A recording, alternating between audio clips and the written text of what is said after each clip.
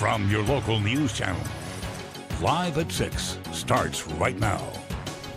The rain is moving in. This is what it looked like for much of the day up and down the coast. The first of 3 storm systems is arriving and bringing a lot of cloud cover, but with sunshine breaking through now and again throughout the day, even creating some rainbows. Good evening, everybody. Thanks for joining us. I'm Beth Farnsworth. We have team coverage of the incoming storms tonight. We want to begin with News Channel reporter John Palmentary live in Montecito, where people there are preparing. John? Well, the rain that's coming tonight and over the weekend will certainly get us soggy, but for those that have looked ahead to the middle of next week, they talked to me with a little bit of uneasiness about what they see coming and how intense it will be.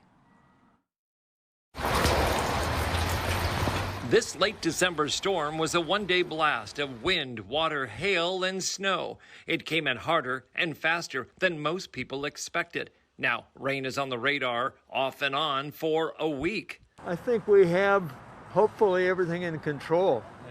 The mediation of the boulders, the new channels for the water, and whatever else they did to make it safer for us all. Montecito residents are quick to talk about weather risks, especially when multiple inches of rain have been forecasted. They recall the 2018 mud flow that took 23 lives, destroyed hundreds of homes, and caused economic misery for months. And they continue to look up in the hills or down into the creeks about what nature can throw down with a wet weather pattern. If you look at how close we are to the mountains, it's kind of scary sometimes, and I think about it a lot. Hopefully there's not a lot of loose debris up there that would come down, and they have done a tremendous amount of work on the drainage systems. You just have to have proper drainage, so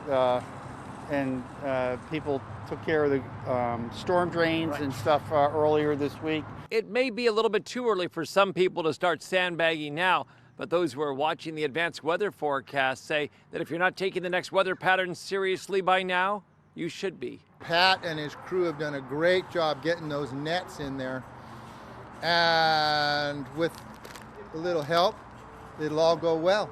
He's referring to former city fire chief Pat McElroy, who led an effort to have ring nets installed in the Montecito canyons to hold back rocks and boulders in another big emergency storm crisis. But that doesn't mean the area is not vulnerable, and residents need to stay alert in often unpredictable rainstorms. And people need to get out, if that's what it's called for. Mother Nature bats last.